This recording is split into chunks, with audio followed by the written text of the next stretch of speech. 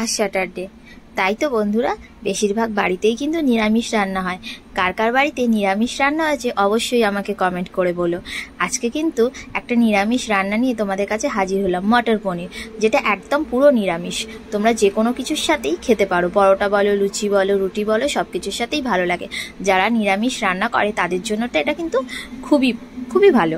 চলো কিভাবে বানালাম সেটা তোমাদের সাথে শেয়ার করি। মটর আর আলুটা আমি আগে থাকতে সেদ্ধ করে রেখেছিলাম, তারপর পনিরগুলোকে ভেজে নিয়ে আলাদা তুলে রেখে আর এই নিরামিষ মশলাটা যেটা দিয়েছিলাম, আদা, জিরে, টমেটো আর কাঁচা লঙ্কা বাটা, একসঙ্গে ভালো করে কষিয়ে নেওয়ার পর আলু আর মটরটা যেটা সেদ্ধ করে রেখেছিলাম সেটা ওর মধ্যে অ্যাড করে ভালো করে আবার নেড়ে চেড়ে একদম লাস্টে দেখো পনিরগুলো দিয়ে দিলাম।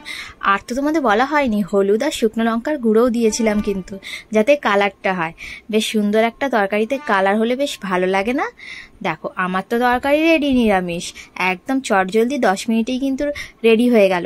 আর লাস্টে নামানোর আগে একটু কাসৌরি মেথি দিয়ে দিলাম। কাসৌরি মেথি দিলে যে কোনো রান্নার টেস্টটাই কিন্তু একদম পাল্টে যায়। তোমরা কিন্তু যে কোনো তরকারিতে কাসৌরি মেথি অ্যাড করতে পারো, সবসময় তার ধনেপাতা পাওয়া যায় না, তাই আমি কাসৌরি মেথি দিয়েই কাজ চালিয়ে দিই।